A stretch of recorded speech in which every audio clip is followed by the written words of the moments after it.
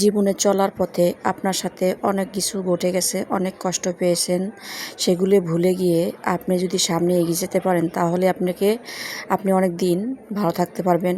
আপনি শক্ত হতে হবে আপনাকে নিজেকে ধরে রাখার জন্য। হ্যালো এভরিওয়ান, আপনারা কেমন আছেন? আলহামদুলিল্লাহ আমি ভালো আছি। প্রতিদিনকার মতো আজকেও রেশমা কিচেন ব্লগ থেকে আরেকটি নতুন ভিডিও নিয়ে আসলাম। যে ভিডিও দেখবেন এবং পাশে থাকবেন, ফলো করবেন, ভালোবাসা দিবেন। আমার যে বন্ধুরা আমাকে বেশি বেশি করে ফলো দেয়, ভালোবাসে, আমিও তাদেরকে ভালোবাসা দিব ইনশাআল্লাহ। আমার এটা মুখের কথা এবং আমি বাস্তবে করে দেখাই। এই তো সকালবেলা ঘুম থেকে উঠে আজকে পরোটা বানানো হয়ে গেল।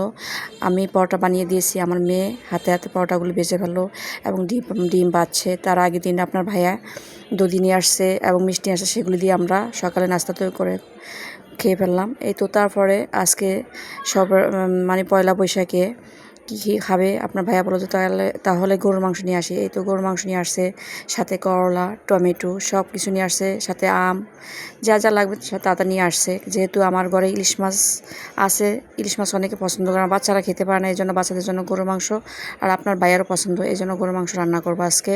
আমার সাথে থাকবেন, সম্পূর্ণ ভিডিও দেখবেন।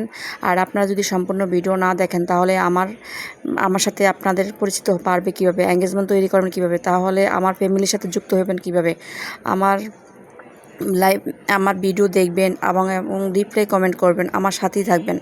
এই তো তারপরে গরুর মাংস আমি এত গরম কি করব, প্রেশার কুকারে মাংস মাখিয়ে দিয়ে দিলাম।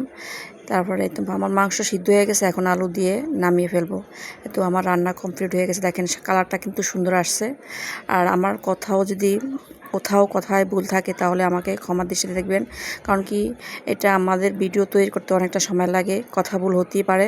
এই তো আমার রান্না হয়ে গেছে, পোলাও হয়ে গেছে, সাথে ডাল রান্না করছি আর সবজি করা আছে। এগুলি দিয়ে আমাদের আজকে দুপুরের খাবার, যেহেতু এটা পছন্দ, আজকেই বাবা ছেলে মেয়ে সবাই একসাথে খেতে বসে গেলাম। আগে আপনার ভাইয়াকে খাবার দিলাম এবং আমার ছেলেও খেতে বসছে এবং টমেটো শসা দিয়ে চাটনি সালাদ তৈরি করলাম। তো আপনার ভাইয়াকে খাবার দিয়ে তারপরে আমরা একটু রান্নাবান্না করতে একটু টায়ার্ড হয়ে গেছে, এই জন্য একটু পরে খাবো, এই জন্য আগে আপনার ভাইয়াকে খাবার দিলাম। তারপরে যে বিকেলে একটু ঘুরতে গেলাম। ভিডিওটা ভালো লাগলো অবশ্যই সম্পূর্ণ পাশ থাকবেন। গ্রামের কোনো ভিডিও দিতে পারলাম না, তাই ঢাকা শহরে যা আছে তাই দেওয়ার চেষ্টা করলাম। আর আপনারা সবসময় সাথে থাকবেন, তাহলে এই সুন্দর সুন্দর ভিডিও দিতে সাহস পাবো। আপনাদের ভালোবাসা পেলে একটা মানুষ অনেক দূরে এগিয়ে যেতে পারে। তাই আজকে এই পর্যন্ত, আল্লাহ হাফেজ।